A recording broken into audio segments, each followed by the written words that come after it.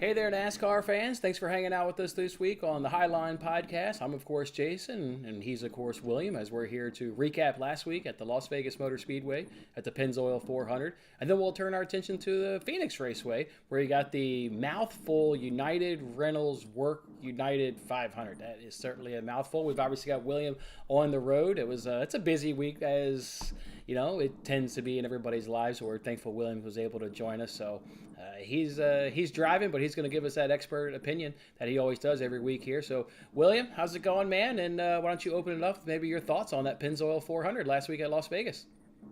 Yeah, this week they're heading out west for the final time in the West Coast swing at the beginning of the year, and I'm quite, to be honest with you, I'm worried for the Ford camp. The Ford camp in Vegas was struggling, like Logano struggled, Ryan Blaney struggled, so. And all the Stewart Haas pretty much did also. So they're heading into Phoenix, and they're having to prove a point, in my opinion, because they're struggling right now, and they got to turn things around. And I believe it's a very pivotal weekend for the Ford camp. It's just a lot of things going on. The Chevys are too far ahead, and Toyotas are real competitive. Ford is lacking, and they got to get it together. Boy, I agree with you wholeheartedly, and I have that on my notes here to bring up Chevy's dominance so far earlier on up over the Fords, and you expect the Fords to be strong at Vegas. You expect the Fords to be strong at Phoenix. So obviously a disappointment at Vegas. So they to your point, I mean, they just need to have a good showing before we head off the West Coast and go to Atlanta next week. So that's to be determined. You know, they didn't bring it last week on a track where, you know, you would have fancied a Ford, and they were unable to get it done. Hendrick. Maybe we could have seen that coming, though, William. That's now the third spring race in a row that Hendrick has taken the checkered flag at Las Vegas there in spring. Maybe we should have seen that coming maybe a little better than maybe what we did. But, yeah, Hendrick just absolutely dominated, obviously. William Byron dominated, winning all the stages, winning the checkered flag as well. So, yeah, a complete Hendrick, absolutely, you know, domination. Only two cautions in that race was – I got on my notes here – William, and then I try and think about my viewing experience of the race during the time. Like, was that a good race? Was that a boring race? Or was that an average race? It wasn't a good race. Was it boring or average is then where I settle. Like, obviously only two cautions. That's going to create lack of drama. So that's not going to, you know, help your cause in getting a good race.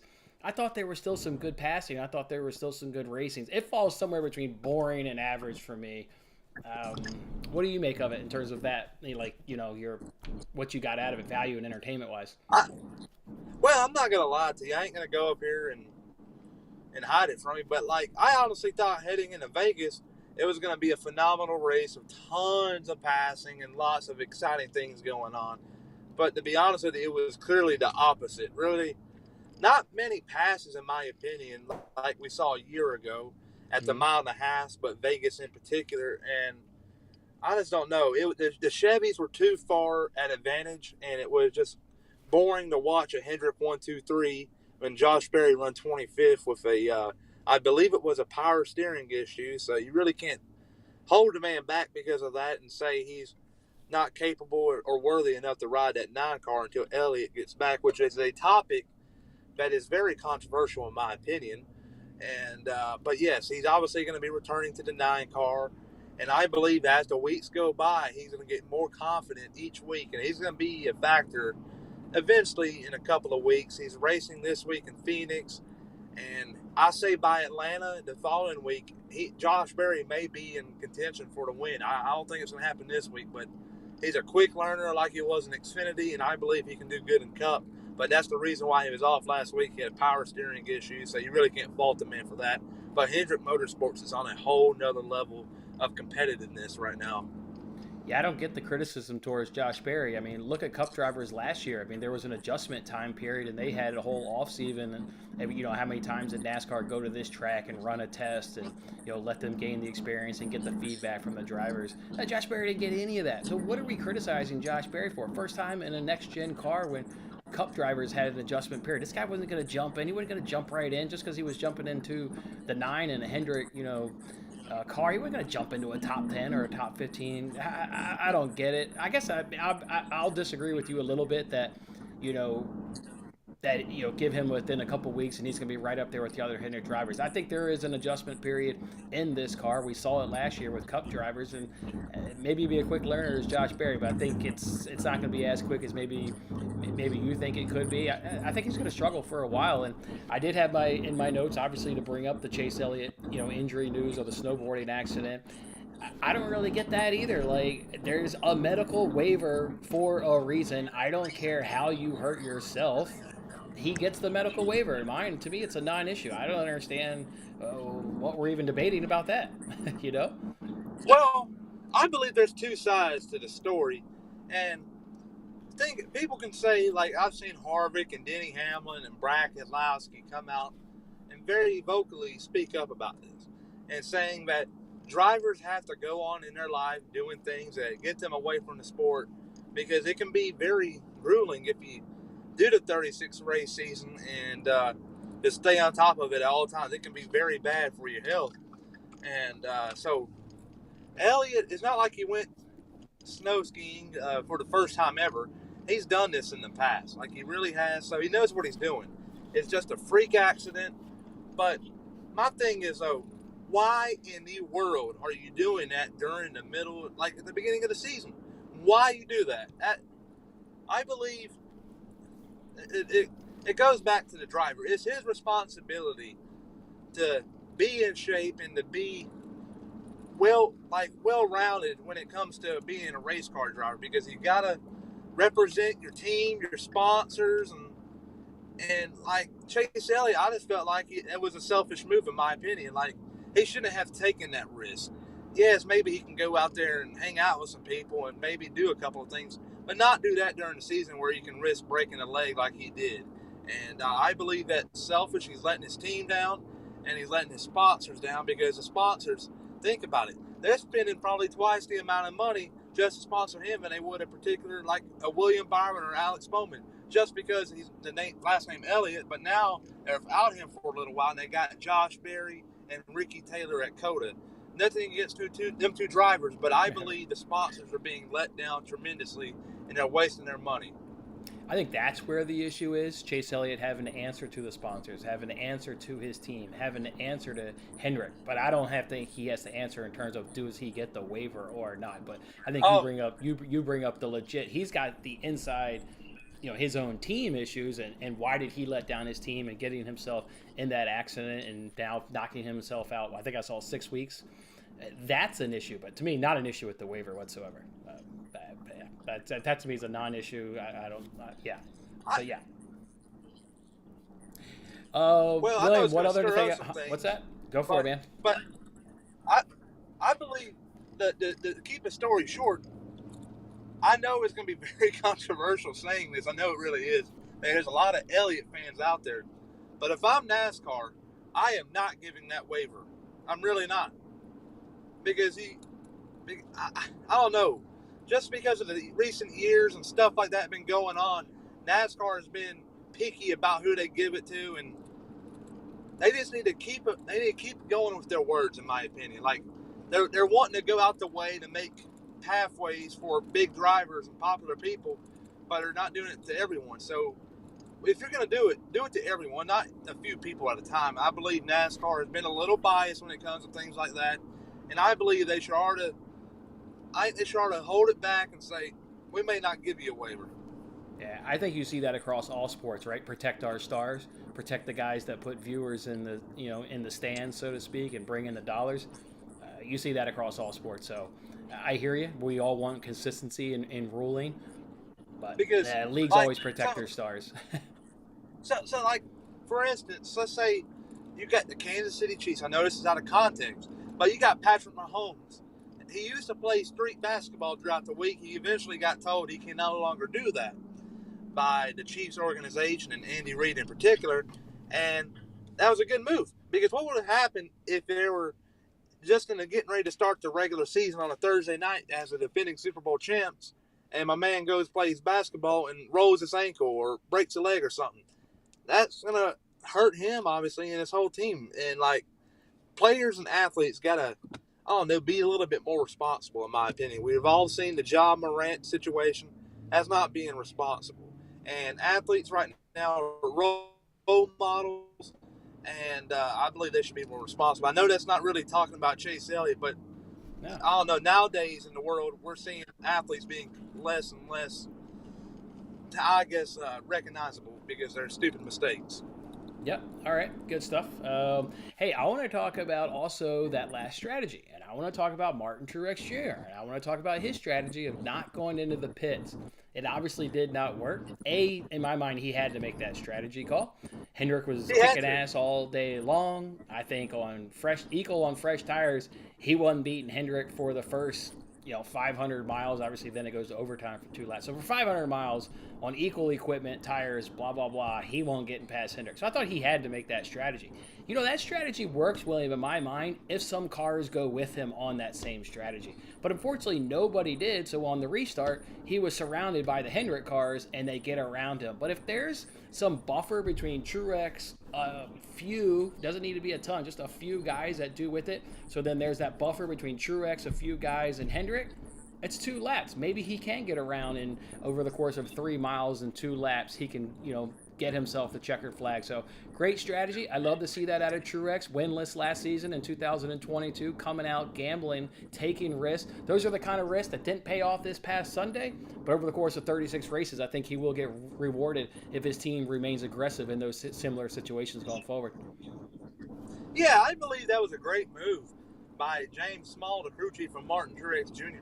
He had nothing to lose. It's not like it's do or die where if you don't win, you're not going to make the playoffs. He just wanted to throw a Hail Mary and see what happened because he knew the Hendrick cars are quick, and he knew that his only chance of winning was really to stay out. Mm-hmm. And what would help him even more, like you said, if cars stayed out with him. And I believe when they all went to pit road besides him, he accepted the reality that he wasn't going to win, but a good finish was still on the table. And quite frankly, I don't know. You really can't blame the crew chief for making that decision. He gets paid the big bucks to make them calls, and I don't know. Some work, some don't work, and that's just an instance right there. It doesn't work. Yeah, but I don't get why drive, because remember the race was kind of dull. We saw a lot of people get lapped down and multiple laps down. My man Briscoe was 2 laps down. It was a very grueling race for me to watch, but right. it was very weird because he had Austin Cindric running quick lap times. Then he got Daniel Suarez running the quickest lap times at the end of the race, and they both want to get tires 15th and 16th. Like, what are you trying to prove here? You're just right in there. Just stay out, go to second and third, and go on and maybe get a good finish. A lot better than 16th and 15th, honestly. I'm tired of people following the crowd, is what I'm trying to say. Especially in that instance, once you've already raced 500 miles and you've seen how dominant Hendrick is, why not do a Truex situation and take a risk? If you don't take a risk, you're going to lose to Hendrick. If you take a risk, maybe it works. It didn't. So, all right, sounds like we're in agreement right there. Before we move on to the Phoenix Raceway, William, there's only 2 guys that have gotten top 10 in all the races this year. You probably know who they are. Who are they, man? It will be Alex Bowman and Christopher Bell. Nope. You got one of them right. Bowman and Suarez are the only 2 drivers that have cracked the top 10. It's Bowman, and I'm really, I can honestly not tell you who the second one. Okay, maybe you broke up there for a second. I said Suarez. Suarez is the second one. Suarez, Daniel Suarez, he's picked it up this year. I believe honestly he's feeling the pressure of Ross Chastain, because Chastain last year made that historical championship 4 run with the Hail Melon, and it was very interesting. But before I go any further, I'm in a terrible area, so if I cut off, it's because of service. But but Chastain, though, heating up last year at the end, I think got Suarez a little greedy, and he feels like he has to prove something early on, and that's why he's going out there and performing really well, in my opinion, just because of the fact his teammate is on fire. Yeah, he's doing good. That whole team is, we were impressed with them last year. That was obviously one of the teams in Trackhouse that we were obviously impressed with. All right, let's go ahead and move it over to the mouthful United Rentals Work United 500 at the Phoenix Raceway, where we're obviously here twice last year at the 1 mile track, where we saw Logano and Briscoe pull their cars into victory lane. Briscoe getting it done in the spring, and Logano obviously in the Championship 4 race, getting it done. So this could be the preview. I think there's something to learn. People want to say, like, this race will really matter come November. To me, there's just an awful lot of time of, learning and modifying. And you got Richmond, you can obviously learn from. It's kind of a similar comp, to Phoenix. So it's important, but I'm not going to put all the stock into it. Like, whatever happens here will dictate the winner come November. It's too long of a gap to me. But in my notes, I was going to talk about the Chevy domination, but we've kind of already talked about that. So why don't we just roll into maybe who are going to be some drivers to watch, and let's just ping pong and go back and forth. I'll throw one out, then you can take a turn throwing one out. We'll go back and forth. I'm going to throw out Kyle Busch. And I'm going to kind of think about this, how to Auto Club, of how Tyler Reddick was really good at Auto Club. And I didn't make the connection of, okay, well, now Kyle Busch is going to the number 8, so it'll be Kyle Busch that'll be strong rather than Reddick at Auto Club. I'm not going to make that same mistake. Reddick was really good here last year, and I think now we're getting Kyle Busch in the number 8 car. So I'm looking for Kyle Busch. He's one driver that I'm going to watch this weekend. What's one driver you're going to watch? Well, the driver I'm watching for this weekend in Phoenix is going to be the driver at second place in the Cup Series standings, and that's Alex Bowman. Alex Bowman is on fire right now. He got a contract extension with Hendrick Motorsports with Ally, and he's going to his home track with a lot of momentum, and that's something to always keep an eye on, because that momentum can go a long ways, and I believe it could very well happen this weekend for Alex Bowman. Because remember, folks, how did he get his ride in the Cup Series? He raced in lower teams, don't get me wrong, but he got the call-up like Josh Berry's doing right now, Chase Elliott, to replace for an injured Dale Jr. And what did he do? He nearly went out to Phoenix and won the race in the 88 car, but he got spun out by, I think it was Matt Kenseth at the time in 2016. But yeah, he was close to winning his home race, and that one hurt him. And ever since then, he's been going to Phoenix very motivated. And I believe he's going to be even more motivated this weekend just because of the consistency he's been at lately. Yeah, as you mentioned, one of the 2 guys that have been in the top 10. All right, I'm going to throw out another driver that's worth watching. What about Ross Chastain? What about second and third place finishes here last year at the Phoenix Raceway? One of the guys that was a really strong all season long. There's no reason to think that he won't be strong. He's obviously in a Chevy, and Chevy's obviously been strong so far this season. So if the Chevy domination is going to go ahead and continue another week, you fancy Chastain with his pedigree here last year is going to have himself a good run. So I'll add Ross Chastain to my names of drivers I'll be watching. What's the second driver you're going to be keeping an eye on? Gosh, people can't drive. But the second driver I'm going to be looking at is going to be Ryan Blaney. I believe Ryan Blaney, I know it's kind of going out on a limb because of the struggles Ford has been at lately, but I believe Ryan Blaney, if anything, has been the most consistent Ford driver right beside Logano, and I believe he can show up to Phoenix this weekend and shock the world and upset it and go to victory lane, because I believe right now it would be considered an upset if Ford goes to victory lane, in my opinion, because the Chevys are on a whole nother level. Think about it.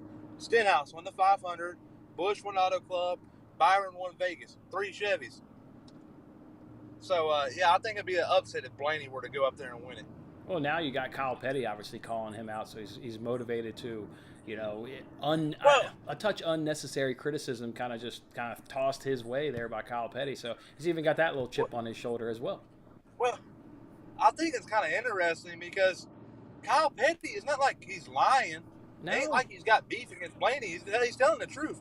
Casey Kane, when he drove for Hendrick Motorsports in that 5 car in the 2012 season, he was considered the favorite every other weekend, it seemed like, and he couldn't hardly get the job done. He'd maybe win a race here and there, had all the talent in the world, was hyped up by the media, but he couldn't get it done. And I think Kyle Petty does make sense when he said that referral to Casey Kane. All right, I'm going to piggyback on Ryan Blaney because I had him on my drivers to watch. Just to throw in one other thing, because you kind of touched on a few of the things I was going to touch on. He was second and fourth here last year. So it's not going to be too surprising if he obviously has a good run. It won't be too surprising to me if he takes a checker flag. Second and fourth last year. So, all right, well, that one was pretty quick for me. So I'm going to throw in another one. Joey Logano. What about his teammate over there at Team Penske? He's got the best average finish and the best driver rating since 2020 here at the Vegas Phoenix, spanning 6 races. So hard not to like the best in 2 of those categories. So I think Joey Logano is going to be a guy to watch. You have anybody else you're watching for this weekend? Well, this one right here in particular is not going to win a race, but It's someone to keep an eye on, and I think it's going to be Corey LaJoy. Corey LaJoy has been on fire this year, top 20s consistently, and I believe this weekend he is capable of cracking the top 15, maybe top 10 if things go well. He is punching above his weight because you see Ty Dillon, his teammate, driving the 77 car every single week, dead last, while LaJoy is up front in the top 20. He's outperforming Stewart Haas cars. He's outperforming Penske cars and like Cedric, and I don't know. He's punching above his weight level right now, and that is catching the attention of Cup owners. He's going to get a bigger ride next year, I believe. But it's been really impressive to see what he's been doing so far this year in that 7-car for Spire Motorsports. Yeah, this is not a track he's been successful at. I was kind of looking into him, thinking maybe if he could have a good weekend, you'd be banking on more season form than pedigree at this track. This is not a place that he's been successful at. So we'll see which wins out, current form or maybe track history. So one more name just throw at you. What about Mr. Consistency, Mr. Top 10, Kevin Harvick? He's going to be in the top 10 at the end.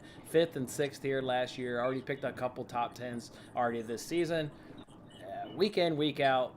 He seems to be one of the better Fords, and he's going to be up there in the top 10. Obviously, he's got a lovely pedigree here at the Phoenix Raceway. So keep an eye on Kevin Harvick. I think he could be a name to kind of keep an eye on. Do you have one other guy before we get to our top 3, or you want to jump into the top 3? What would you like to do? Well, you pretty much nailed it in the head with Harvick. I believe he's going to be the one to beat, in my opinion. But you're looking at around the garage, and you're looking at drivers. The one that really comes up to my mind when it comes to racing in Phoenix, it's got to be Brad Keselowski.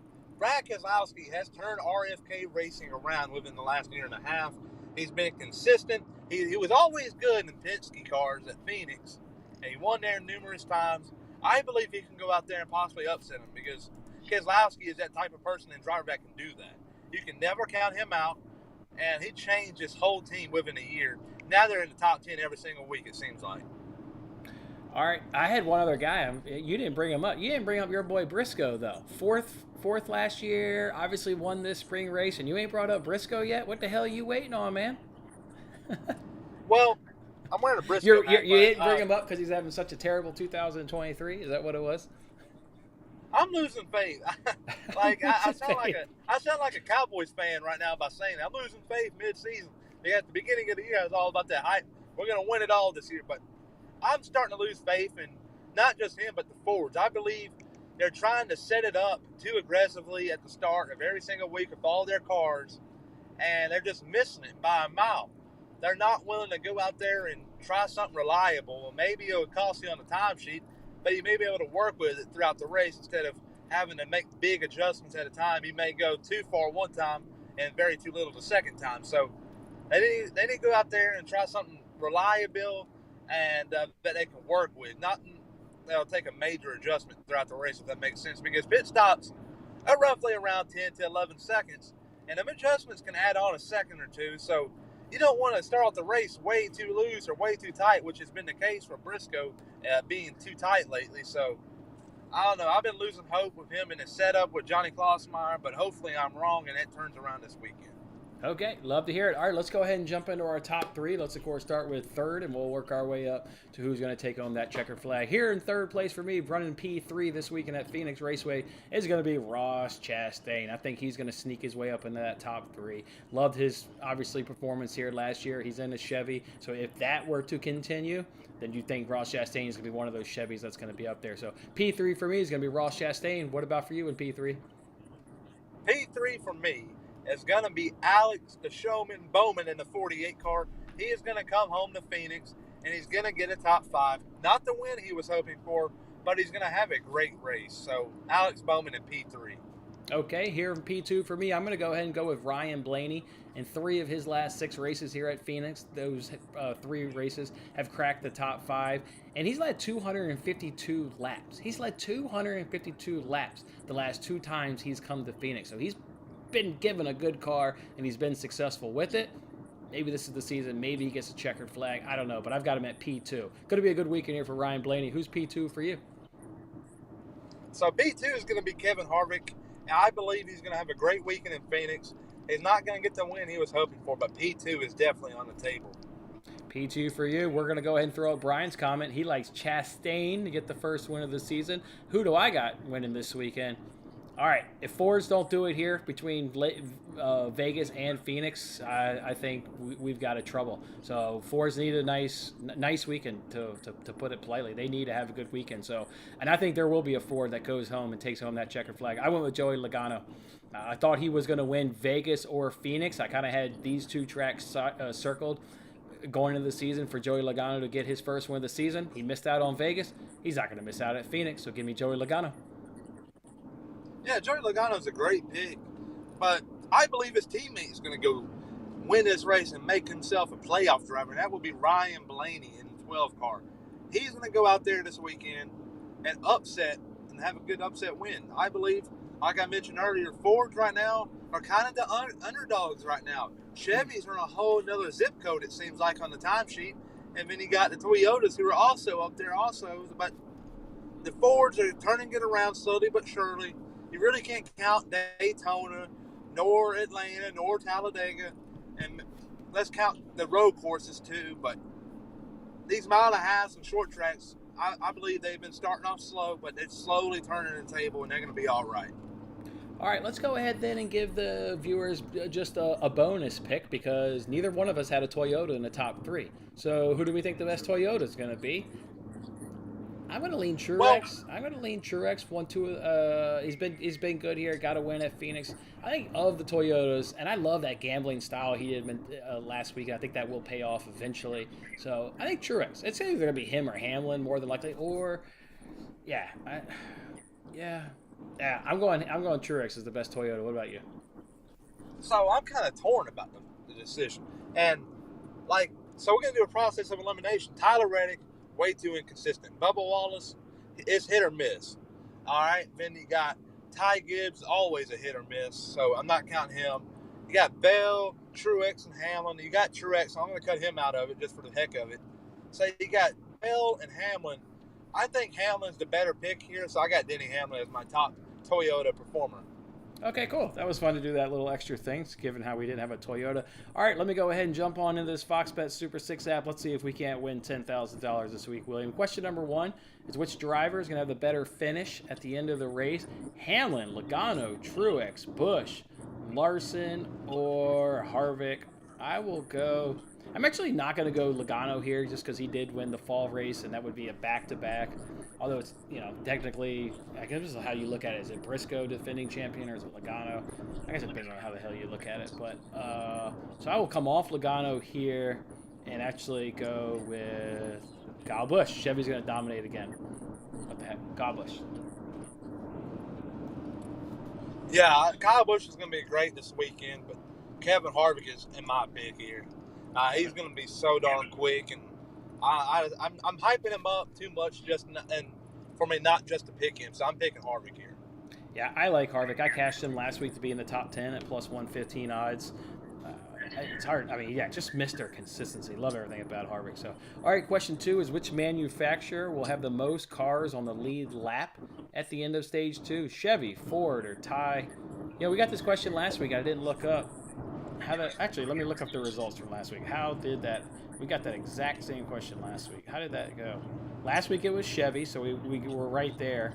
We just missed the number, which is always tough. So I'm going to go back to Chevy again until Fords can do it, even though I expect them to be good at Phoenix and Vegas. They didn't bring it at Vegas. Maybe they don't bring it again this weekend in Phoenix. So I'm going Chevy, and they'll have 13 plus on the lead lap. Yeah, Chevy.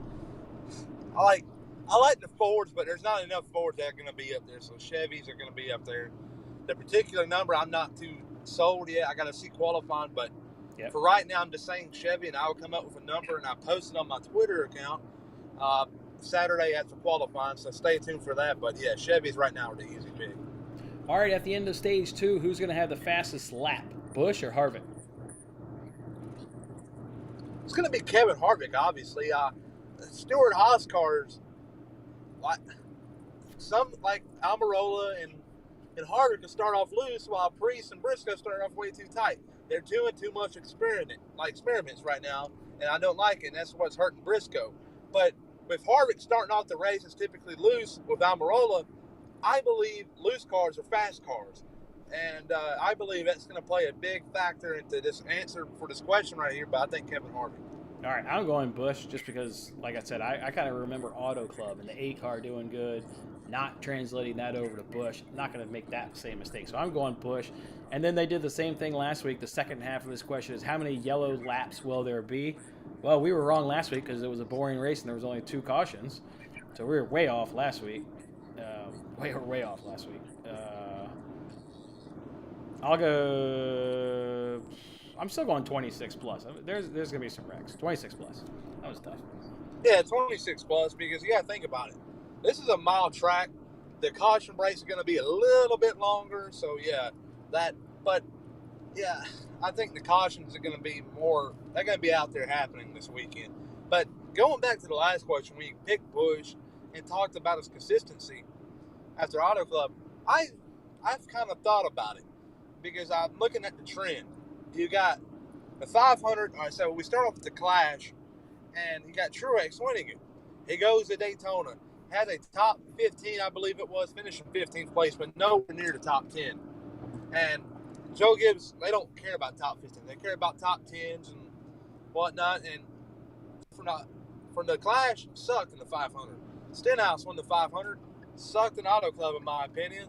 And Busch goes to Vegas and kind of struggles at the end, in my opinion. So are we seeing a trend where winners are wanting to race and the next week are trying something and doing some experiments and trying out new setups, this and that? And I don't know. I think Byron may be one of the victims of it this weekend with Rudy Fugle wanting to go out to Phoenix, knowing that they're in the playoffs and knowing they have a chance to make the Final Four.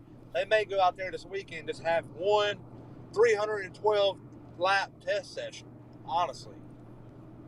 Good stuff right there. All right, question number 4 is which team is going to have led the most laps at the end of stage 2, and how many laps will they lead? Is Hendrick versus Gibbs. I'm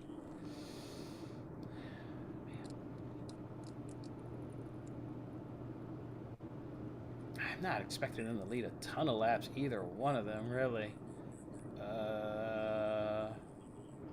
Can't go tie. You figure they're going to lead some amount of laps.